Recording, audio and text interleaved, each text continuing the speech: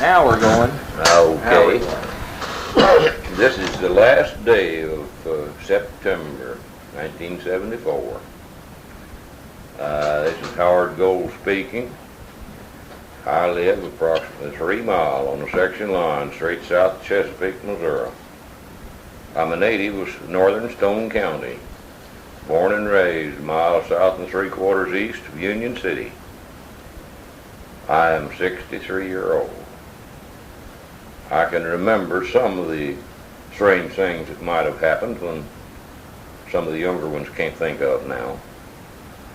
For an example, in 1937, to be exact, July the 7th, I had an uncle that lived at Hootentown, Missouri.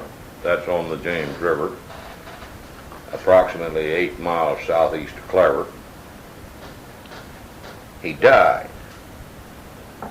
In the process of getting a doctor, I had to go afoot because I had no telephones in the community.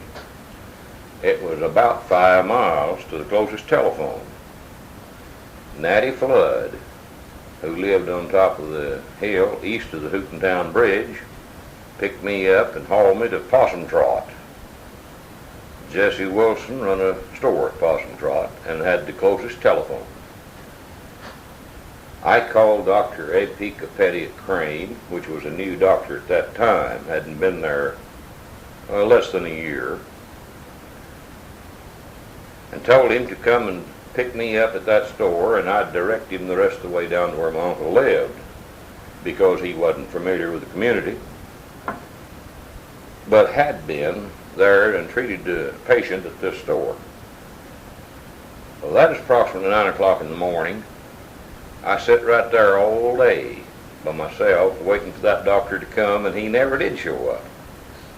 Come to find out, he had lost his directions and took the southern route and come in and seen the patient before he actually died. But I didn't know it. Long late in the evening, probably 5:30, some of the neighborhood boys come along and told me that Uncle was already dead. I just as well go home.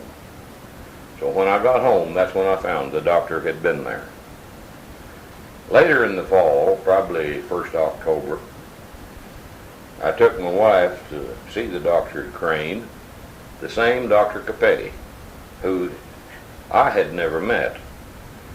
Soon as he seen who I was and heard my name, he just backed up and looked at me and laughed. He said, "You're the boy I left to sit beside the road all day long." That's it. Well, yeah. Is it still on? Well, I was going to say, I might as well go ahead now. Now, when did your people come into, where were you were raised down there by? Southeast Union City. Yeah. And when did they settle there, do you know? Now my dad was born approximately 3 miles southwest of Highlandsville. I can't right off tell you the date, but I could if I'd check the records just for a moment. And but he moved. My grandfather moved south of Clever when my daddy was 5-year-old. Grandpa lived on the almost right on the county line, straight south of Clever, on the Christian County side. Lived there till he died.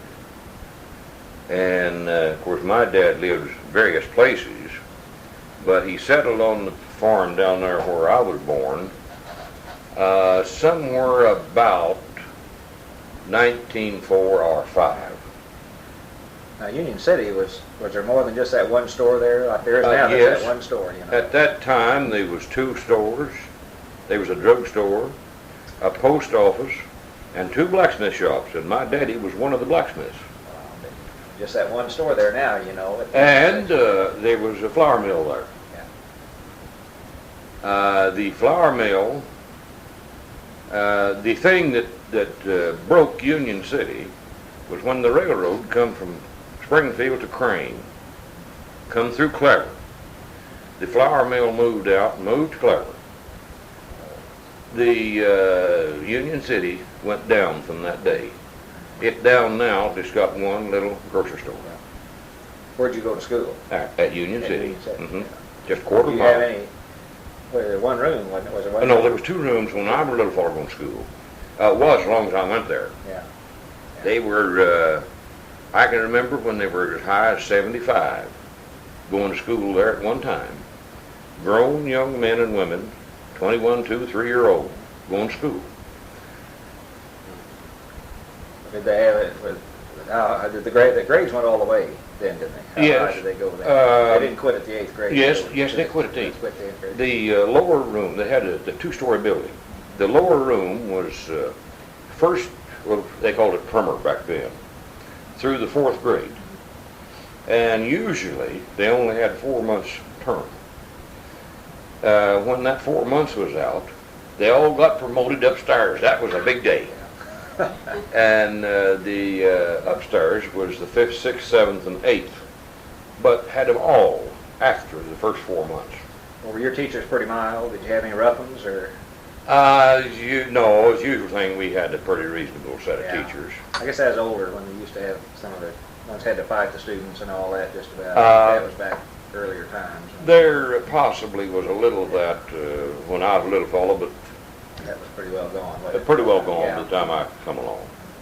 Well, they did have 2-year high school there later. That was later. Mhm. In 1927, I believe it was, they started up what they called the Job System High School, which was the first 2 years, 9th and 10th grade. That's all high school I got.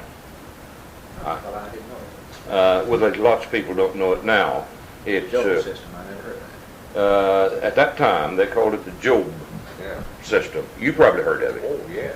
The idea, the reason it had the name, it was for the poorer school districts that could not afford or could not pay for a standard high school, you see. So it was called Job. And there was, in this whole southwest section here, there were several Job schools. And of course, some of them then, when this consolidation came along, of course, they went out. This one went out. I got the first 2 years, 9th and 10th grade there.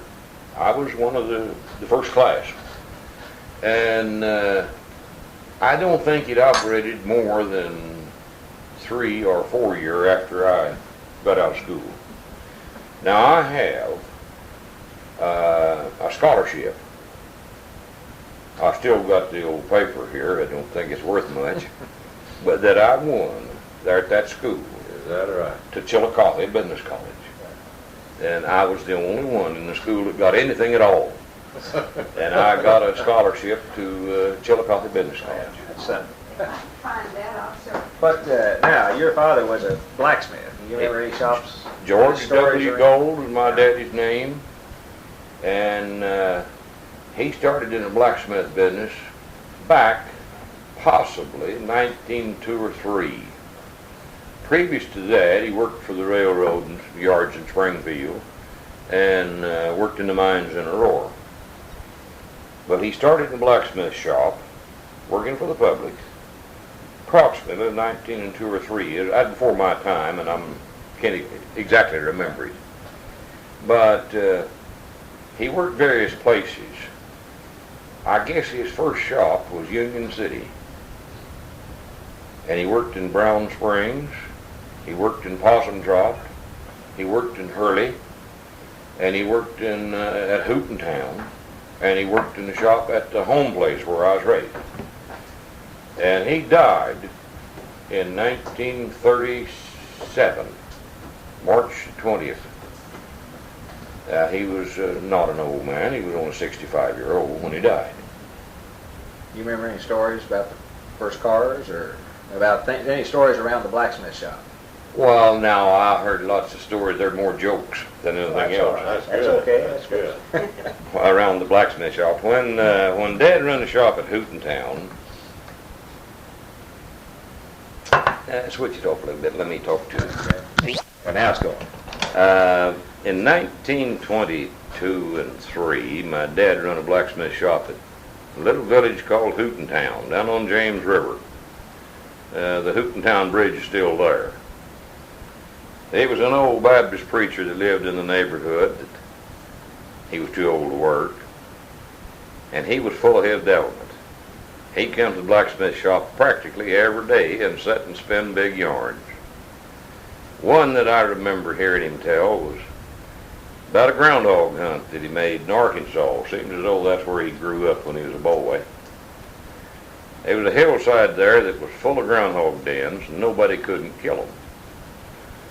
Now he watched, he figured he had a way of getting them, so he cut him a club, and he caught the groundhogs all out up on top of the hill feeding. He got between them and the den. Then he made a noise, and here they all come. When he got through knocking groundhogs in the head, he had them piled up all around him waist deep. That's his story. That was his story. He worked for an old man in Arkansas, seems as though, when he was a boy. And they prided themselves in having the best team of little mules the state had. They were the little ones. Best I can remember, he said they was about 12 and a half, 13 hands high. He was in the field making hay one day, and he had a big load of hay on the wagon, and his boss told him to drive as closest, straightest way to the barn he could get. So he started out with that team of little mules. He come to a ditch.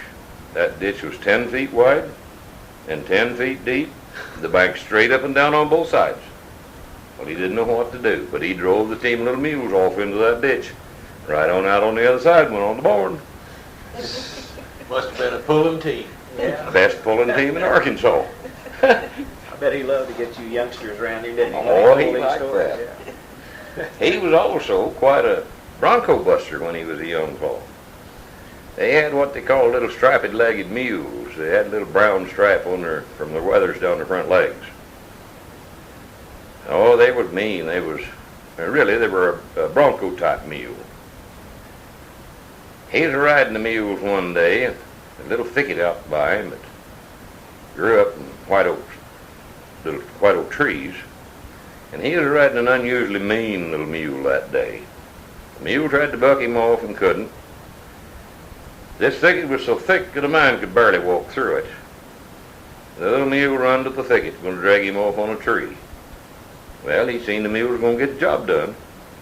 So just as he come to the tree, he just jumped off of the mule, swung around the tree and right back on the mule again, kept him going.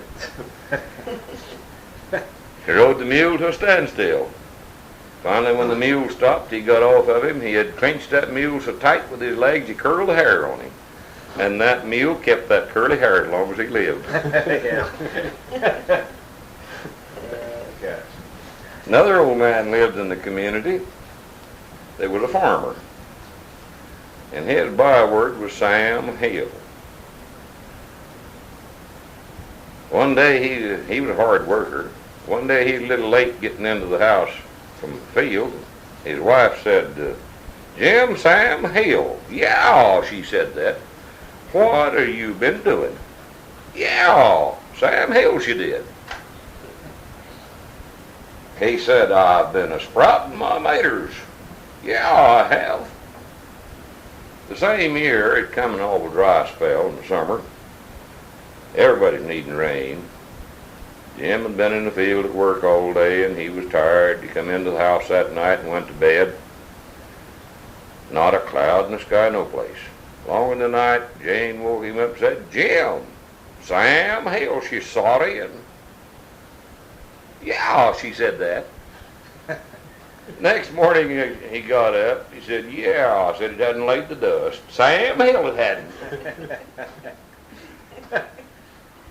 He'd tell those type of stories all day long, as long as you'd sit and listen at him.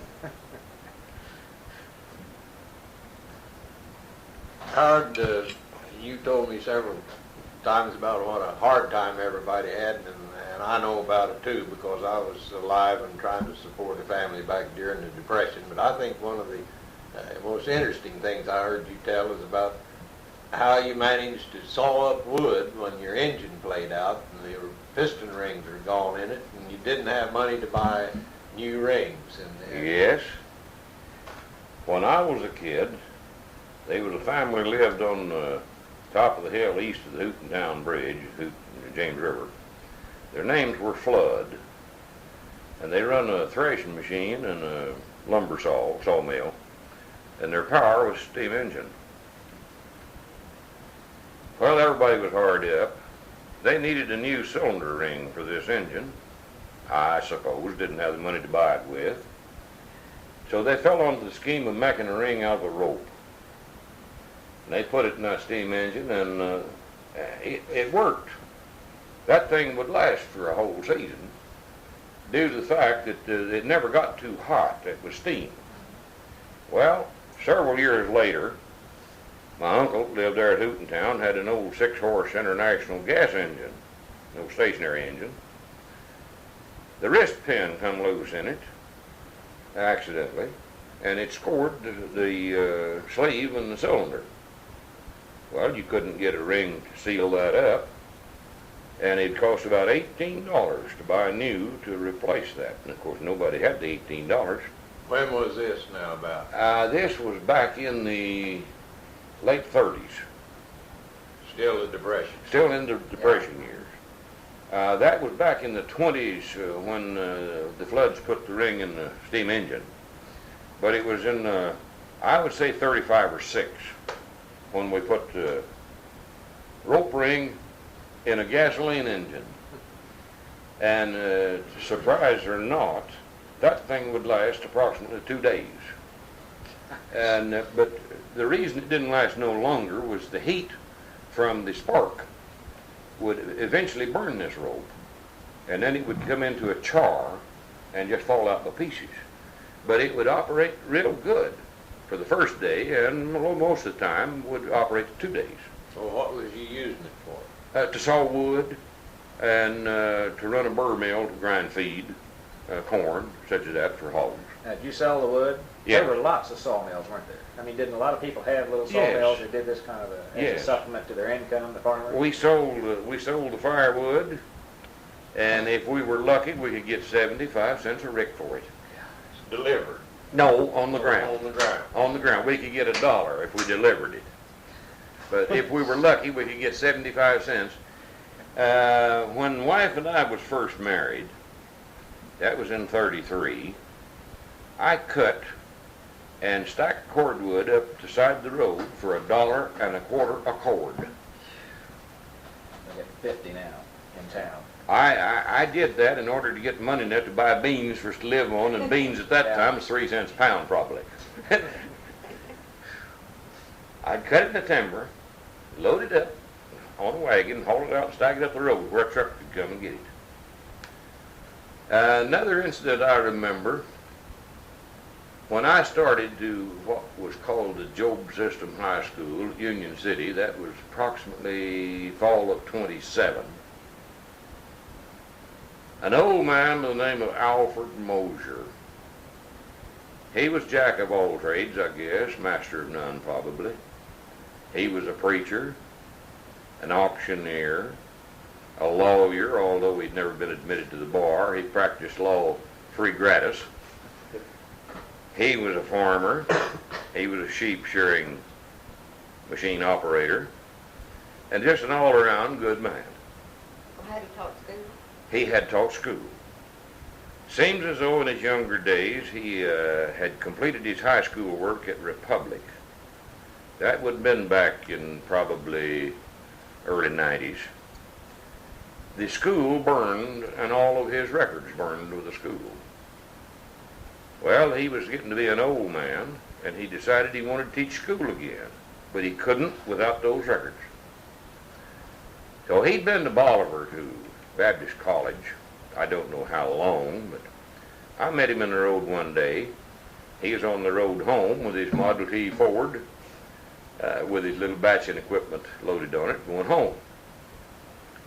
Of course, he knew me all my life. He stopped, asked me a few questions about the school, and he said, "You know, I just might start the school up here myself Monday morning." Said, "If I could study your books." Said, "I don't have money enough to buy a set with myself." I said, "You're welcome to them." The following Monday morning, about 9:30, looked up, and there come Alfred in through the door. He stopped, looked around, he got me spotted, he marched right back, sat down in the seat beside of me. He took a 2 years course in 1 year. And of course, he knew more about it before he started than I did after I got through. He got him a certificate and taught school another year or two. That old man's been dead now for 15 years. He was old enough to have been my daddy. I could tell lots of people that, and they couldn't believe that we both went to school together, sat in the same seat, and studied the same books. Determined, wasn't He was determined to go. I bet he was a good teacher, too. He had an old Model T Ford. He was a peculiar talking man. And there's no starter on him, had to crank him. And he said he would, practically speaking, he would crank his Ford until the water boiled. What he meant was, he would work on it, trying to crank it and start it until he'd get a tea kettle full of water sitting on the stove hot enough to boil. Oh. Then he'd pour that water on the manifold on his Ford, warm it up, and then he could crank it. But practically speaking, he would crank his Ford until the water boiled. Did you ever hear, I've always heard stories about, I don't know, over there, the east of Union City, Bloody Ridge Church. Oh, yeah. Now, what's the deal behind that? Was that really a rough That place was at one really time? a rough place. That was a church, wasn't it? Yes, still there. Well, that's why somebody pointed that out to Yeah. me there. Still there. I've been there many a time. One of the hardest fights I ever had in my life was there. But talk about that a little bit. Now, I've never. I I've lost always that heard- one right there. I've always heard references about Bloody Ridge. Well, Church. I've always- That's They why he was- got his name, Bloody Red Union. They was two different men cut all to pieces there. That's where it got its name, as Bloody Ridge. It was before my time, but they was having a dedication service for the church, and two men, I don't know neither one of them, met and had to fight, and one just almost killed the other man, cut him all to pieces. And along about the time I can begin to remember things, there was two more men had to fight there. And one of them like to kill the other one with a knife. But all parties concerned are dead now. I could tell you a little more of it if you... Yeah. Well, though, before I cut it off, the thing is, maybe better explain, churches really were more of a center for the community then, weren't they? Yes. In other words, you'd have all kinds of people that would just center around a church. That's why there was so many rowdies were always breaking up church meetings, because there wasn't anything. That was the center of the community. That and the schoolhouse, I guess, wasn't it? Yeah. When I was a boy, down in the north end of Stone County, you was safe to go to your own neighborhood school or church. But if you didn't want to fight, stay away from the one just over the line, unless you wanted to fight. Either fight or run. And after you had one fight, they didn't bother you more. But if you run every time you went. That was the way it was. Now that, of course, let's see, they were in cars. Very few. They were just starting, weren't they? Yes, yeah, very few. But no radio. No radio, So no telephone. Really, your entertainment was at the church mainly, wasn't it? Yes, Was the church and schoolhouse. church and schoolhouse. The old-fashioned telephones were the old wall hand crank type, and there were a few of those in the community. I can remember when I was a small kid, Dad had the old wall telephone, but they couldn't pay the upkeep of it, and finally had to discontinue it.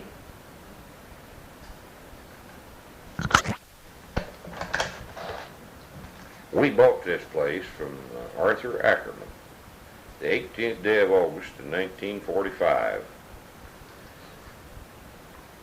There was nobody living here, hadn't been all summer, and I accidentally stumbled onto it. Stopped one evening, it had been raining. Went to the house, you couldn't see the barn from the house. Went to the barn, you couldn't see the house from the barn. The reason was the horse weeds was 12, 14 feet high. The diameter of some of those weeds, I believe, was 2 inches. Biggest horse weeds ever saw in my life. The whole place was growed up that way. There was lots of fence on it, barbed wire everywhere, but it was some that Noah brought over in the ark. It was sure old. 2 strands of barbed wire made the fence. Lots of posts, They's in the ground, I believe, 10 inches deep. Not a corner post on the place was in as much as 2 feet deep. All a good fence post, lots of them. Too short. When I pulled them out to re-drive them, if I put them in the ground deep enough to hold, they wouldn't be 3 foot above the top of the ground. I could have made firewood out of them. The old house, 2-storied high, been here for 100 years.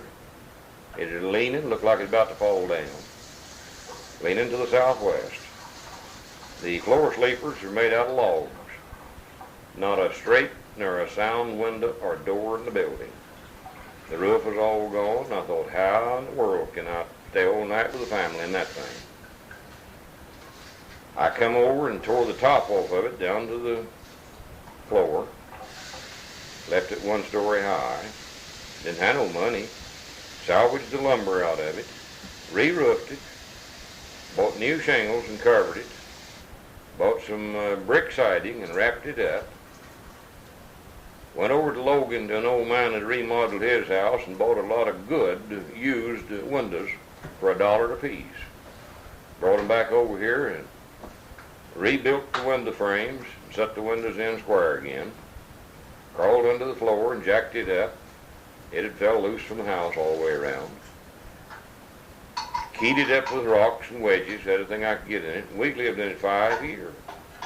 It was dry. It was a windbreak. If you kept a big enough fire, you could stay warm. But otherwise, it was like living in a tent. Well, it's a model-looking farm now, isn't it? Sure is. One of the neatest in the country. Yeah. Was there much timber on the place when you got it? Yes.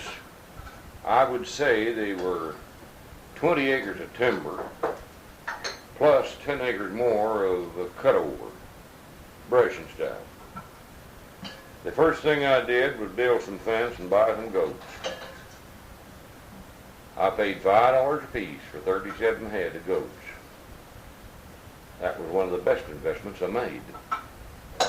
I turned those goats loose in that timber. You couldn't see 20 feet, no place in it. It was so thick. In 2 years' time, you could see plumb from one side to the other, as high as you had, as high as a goat could reach. Then I went to work lowering the top of it where the goat could reach that. They killed it out. Howard, you want to go? You told me a very interesting thing about you had to have a little financing, and what you may not want to mention the names, but what the old man tried to do. Well, I didn't have $1 the day I bought the place. All I had was a good name. I found where I could borrow all the money but $250. One man would loan me $1,500, but he wanted the first mortgage on the farm for the $1,500. He wouldn't budge for another penny. Finally, I accepted. The man I was buying from told me to go ahead and get the money that he'd carry me on himself on the other $250. So I borrowed the money, bought the place. The $1,500 was for 5% interest, a period of 5-year time, with the privilege of paying it all or any part at any interest paying date. Well, before the first year was up, I had Ackerman paid off the $250. I had the bank at Crane paid off the $1,250. And I had a little extra money that I tried to pay on this $1,500 debt, and the man refused to take it. He said, "No, it ain't due yet. It ain't due for another month." And I said, "Well, all I want you to do is take it. I don't want to carry it."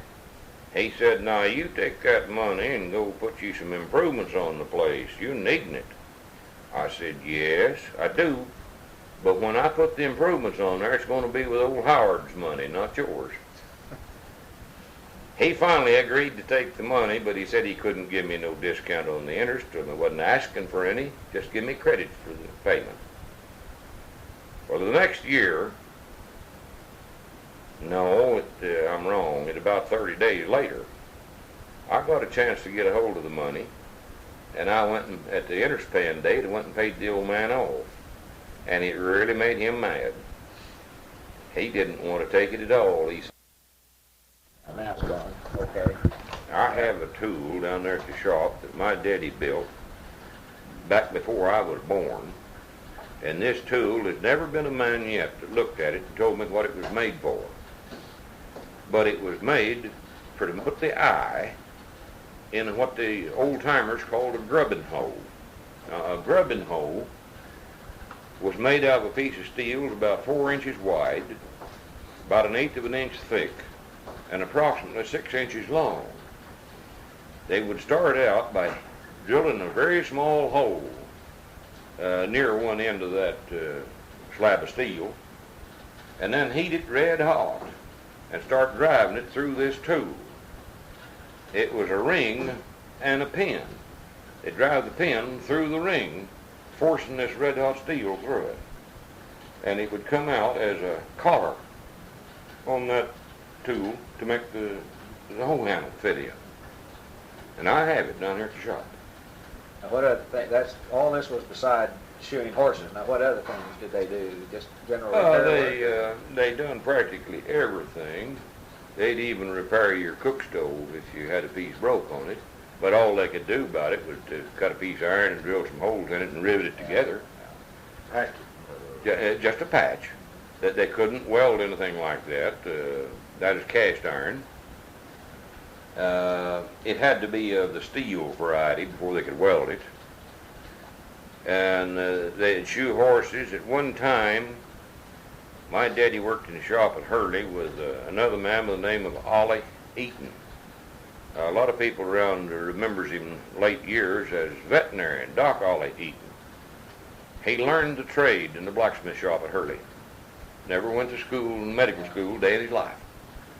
Started out treating colicky horses that had come to the blacksmith shop.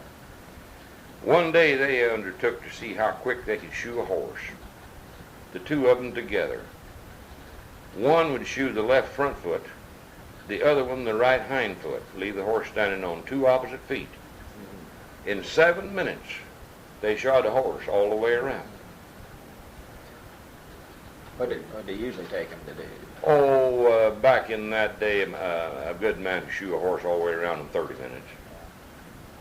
And it would take me 2 hours if I was to do it now. Yeah. I've shod many a horse back when I was a boy, but I haven't shod any, to mount anything in the last 30 years. I heard you mention that grubbing hole. Why did they call it a grubbing hole, and why did they use so many of them? It was used in the fields mostly. They would chop corn stalks with them. In the fall of the year, they had what they called a one-horse grain drill. You've probably seen them. Owned one. They would drill wheat between the corn rows before the corn was picked. Then after the corn was picked, well, the stalks was all standing up there. They had to do something to get rid of them where they could cut this wheat off next spring. So they'd take the grubbing hoe and cut the corn stalks. Of course, it was a big, heavy hoe. If they wanted to hoe a crop, well, they could, but it was a man's tool. It wasn't a kid or a woman's garden hoe. Well, I wondered if they used them to cut sprouts. Doubtful, because what they called the mattock was what they used mostly in cutting sprouts. It wasn't heavy enough to cut. No, and it didn't have an axe bit on one side. The mattock had an axe bit on one side. No, that's not. Excuse me, I've got to fix that boy's lunch. Go right ahead. Well, what are some occupations that you had that you can remember that are gone now? Like I see like rail fences now. I still see a few of those, but of course that. Well, there are people that were experts at making rail fences. Oh yeah. Or But I don't furniture. I don't remember any That rail would've fence been building. Before you went in. But back even to the early 50s, I used to stack bundle grain. For 5 or 6 years after I moved here, I'd put in 3 weeks every summer stacking bundle grain all over this community. And you haven't seen a stack of bundle grain in the field now in 15 years. Right. There's just not any. That is all cut with a binder, shocked in the field. Usually put up a dozen bundles and then 2 on top for a cap. And after they cured out real good, then they'd haul them in and put them up in a stack, 5, 6 wagon loads in a stack. And let it stand there till the thrashing machine could come through and thrash it. And I put up a many one. Well, now, did you all did they have crews, they had the big steam? Not more. in the later years here. I had a little bit more. Not in the later years. They run their crew. Their power was gasoline. Yeah. But they still didn't go around the farms where they fed the whole crew, or did they do that? Part of the time, and most of them wouldn't feed them. Yeah. But I always insisted when a crew was working here, if they worked for me, they eat with me. Yeah. Who's this? That's Look me. on the back. He's bronc buster there. That was my first pride and joy. What model? That's about a 20. 20, no, that's 18. That's, yeah, I started to say that model piece. That was taken in the 20s, Yeah. but that was an 18 model, I think. Touring car. Yeah. I bought that thing and never could get a title to it. You remember the first car you saw? Can you remember that? No, I don't. But I bought that thing from a car dealer, and he never could furnish me a title. He'd come out of Kansas, the car did, Yeah. and he never could get me a title for it. And I just junked it.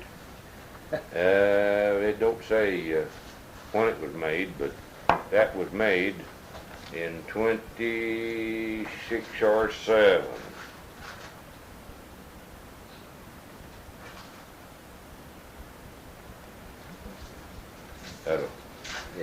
That'll identify it, 1926 R27.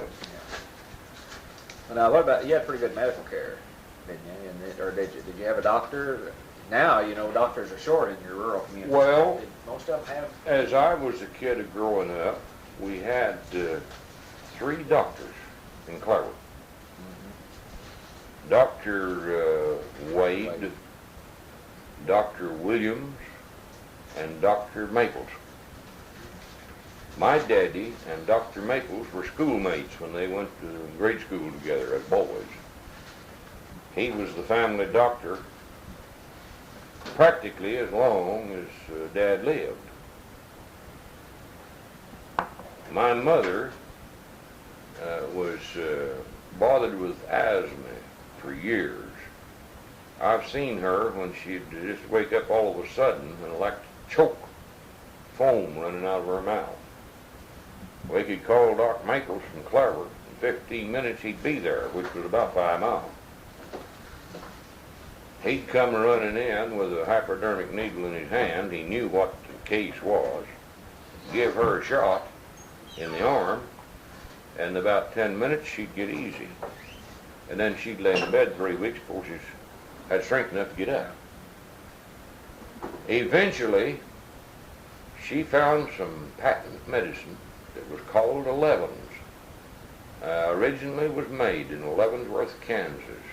I don't know where it's made now, whether it's even available. It was as bitter as quinine, a brown-looking liquid.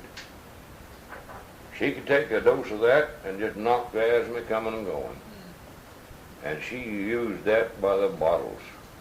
She could get, it cost her $1 a bottle, or she could get 6 bottles in a carton for $5. And she bought it regularly for years. Give it to a lot of other people that had asthma and never found nobody that would ever do a bit of good. She was the only one that would have any effect on it. Did you go? What now? Did you have Chautauqua? Did they used to come through here? Or was that before? Chautauqua was in the 20s, wasn't In the it? 20s, yeah. I've heard some reference to this. Well, not over in our vicinity. What did you do for entertainment then? What did you? Church, Sunday school, pie suppers at the schoolhouse, private individual homes would have little parties. Music parties. Yeah. Play parties, is that another thing they call them? Play Yeah, parties? yeah. Or some of the little rougher type people would have what they call the square dance. Yeah. Went to a many one. Well, now, do you remember, yeah, you know the thing over here, I never heard much reference over around Clever to square dancing. But you did it, I'm sure they did too. Now, Yeah. what about jigging? Were there still some jiggers around, or were they pretty well gone? But Well, there was some around yet, but they were more interested in square dance than they were in jig dancing. jig dancing, The jig dancing, it was a little bit too strenuous, yeah. a little too hard on the muscles. Well, your instruments were pretty mostly the guitar and the fiddle and the banjo. Yeah. Where I was mostly connected was just the fiddle and the guitar. Once in a while, there'd be a piano in with it. Very few banjos in with it. Now, where were these in people's houses usually? Yes, they'd be in private houses. They didn't have public dancing halls, did they? Not much, no. Yeah. No. I can't remember any in our vicinity. Yeah, now talking about doctors. all right. Well, Dr. Allie Maples, to my opinion, a pneumonia case or anything related to pneumonia, you couldn't beat him. I didn't want to finish up what I started to tell, but the other two doctors weren't near as good on the pneumonia case. But they probably had him beat on other type cases. And if you needed a doctor, you could get one in a very few minutes, because they would come, and usually the fee was $3. That is a house call. Out of the house call, 6 or 8, 10 miles. See, none of these little towns have doctors anymore. They can't get them to even come anymore. No. But I And you thought couldn't get one to come to the house at all. Oh, no, no more. I thought Miss Gould's comment was interesting there. She'd like to make it again what she thought, and I agree with it. Well, that's what I think, really, that we have, back then had a better chance of getting a doctor out to home. If you got sick, well, you could get them to come out to the house. And as I say, you can't get them to come Oh, there. no. It appears they were a little more dedicated, some of them. I think that's... They're dedicated doctors today, but still. Well, really, they know now a lot more than they did Yeah. back then, but getting them to come out and That's right. and doctor the patient. Poured the water all over myself. I'm not drunk either. Now, let's go back to the well, parties or play parties. I've heard them called play parties now. Mhm. Was another name. Mhm. Now, that was the young people's way of getting together and everything, when they go That to people's would- houses. That would consist of music of various kinds, singing, playing games, even card parties, playing pitch, rook, pinochle. Poker was ruled out. Yeah. Well, now, a lot of areas dancing was ruled out, but I heard one lady told me that play parties was a place where they could dance, and it was okay there. Yeah. But Well- the dance hall, I guess the dance hall was out, wasn't it? Dance There was a lot halls, of yes, trouble. in general was out. A lot of the religious type of people, dancing of any description was out. Now, my parents, even the play party was out. My daddy wouldn't allow you to step inside of his door if he knew you had a deck of cards of any description in your pocket. If you wanted to come in, you'd get rid of that deck of cards first. He absolutely would not allow them in the house. To me, I class that as a fanatic, but that was his religion. Well, what do you think was back of that? Why did they have such... Gambling. Gambling. And as far as gambling is concerned, you gamble every day on everything you do. Yeah. You fellows gambled on the chance of getting down here and back home tonight without having a wreck. We haven't made it yet. You haven't made it. Well, what were the principal churches or religious sects in this area? Well, they were Baptists, Methodists. We used to call them Holy Roller. They call them Pentecost now. And there was 2 or 3 different branches of the Baptist church. There's one they called the Hard Shell Baptist, and the Southern Baptist. And then there was Church of Christ. Back when I was a kid, they called them Campbellites.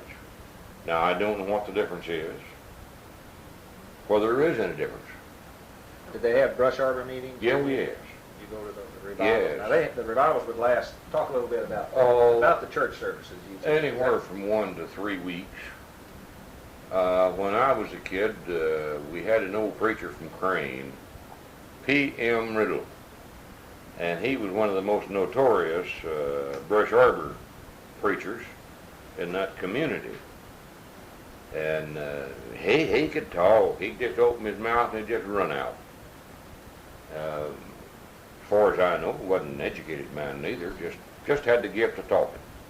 And he did know the Bible. He could just quote the Bible one verse right after another, tell you where to find it. He was the comical type of the minister. He'd have the church going just real nice, and all of a sudden he decided to ride his old gray horse Bill up and down the aisle. Of course, it's an imaginary horse. But he'd get lope all over the tent, riding old Bill. One time in particular, I didn't see this. I heard some others tell about it. That he jumped over behind the piano and hid. Said in a few moments he appeared again. He said, "Well, I've been gone. I went to heaven. Just now got back." Well, I don't know where he's going to. I didn't see that. I just heard of it. And people would go for miles and miles. They never thought about going, getting in a wagon. They'd get in a wagon and drive for 8-10 miles. Stay all night, wouldn't they? Or That's stay right. 2 or 3 days? Or Sometime. That's right. Well, when you were telling it was pretty common to go stay with, maybe now I've heard after church on Sunday going and stay all day with somebody, and sometimes stay a weekend. Families stay together. Oh, yeah. Whole families stay Yeah. together, you know. People back then, they would do that more. I can remember back when I was a small child, my folks would go and see one of my aunts or uncles and spend the night. Take a team and wagon. Yeah. Remember one time we went and it was pretty nice when we went, but oh, it turned cold. We came back home, and I guess we had to go about 10 miles. Us kids was pretty near froze to death coming back home. Now, who were your people? Where did they live? Well, we lived west of Union City, about a mile. Put it this way. Your granddaddy lived in the vicinity about 2 miles northwest of Brown Springs. Yeah, that's right. What were their names? What family name was His name was Benton Rapp, it? Rapp was the family name. R-A-P-P. and my grandparents on the mother's side were Gearons. You know any Gearons? No, that's the name I haven't heard now. Aaron's I don't know. Well, one of her brothers was an old Baptist preacher. Lived here at Mount Vernon for the last few years of his time. He's been dead now for 12, 14 years. Walter Gearin.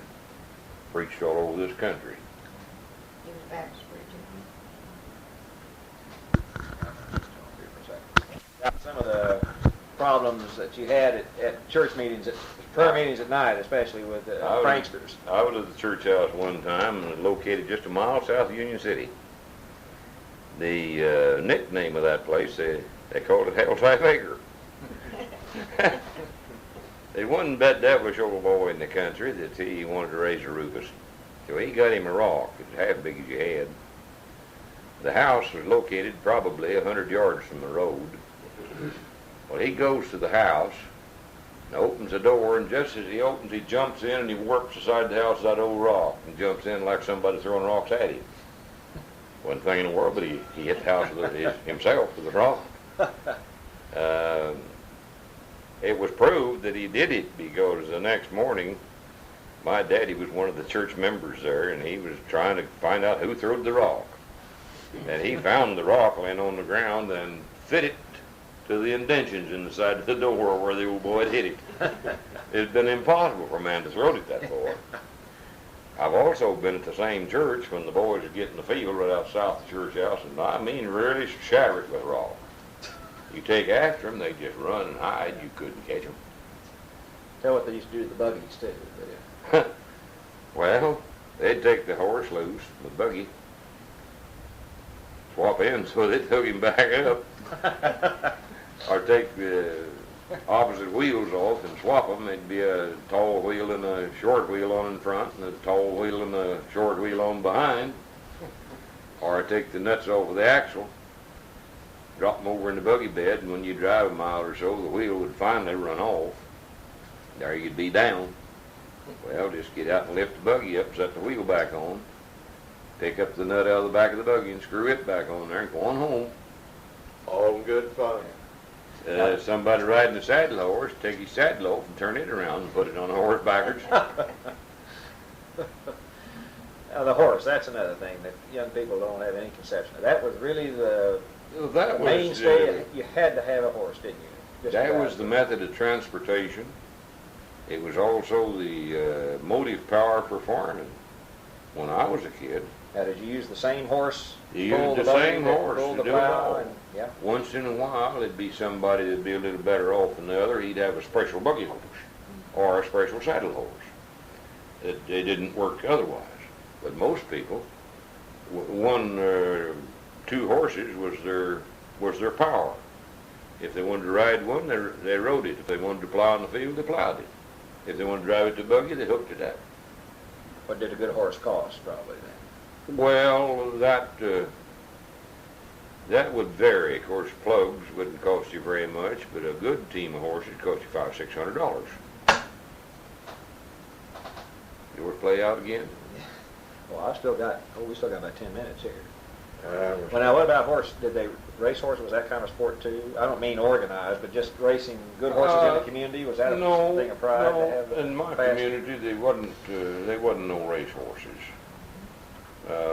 Once in a while at 4th of July picnic, they'd have a little horse race, but that'd just be usually old farm horses. Some of them could run, but it wouldn't be much of a race. But nobody. What were the games then they played at? Baseball or what? What were at adult group? I mean, church gatherings and picnics and that. Well, baseball, pitch horseshoes, play marbles. Yeah, I've heard that they did. Men, you're talking about men. Oh play marbles, yeah. Play marbles. Some of them would get down the marble game and play all afternoon. As long as there's a win, they play the next challenger. And some of them would get real good at it. They could just hit a marble 10 feet any time. But I never could even get one to go. Well, in the wintertime, we'd all get together and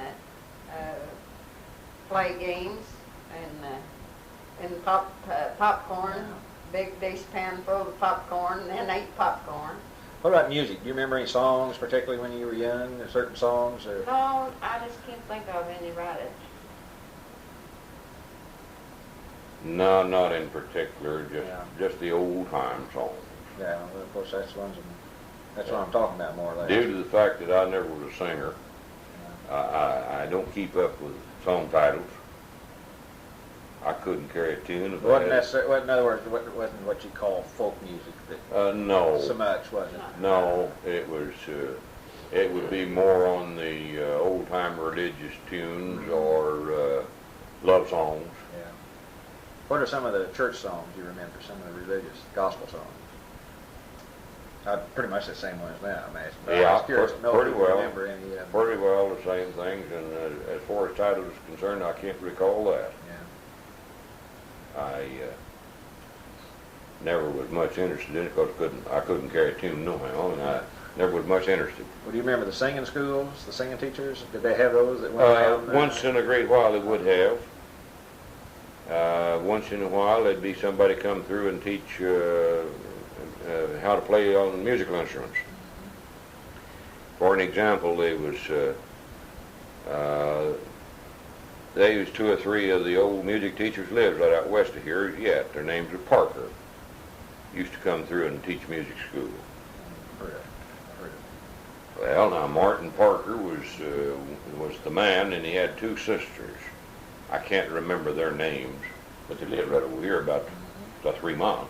And he still lives over I've there. heard about it.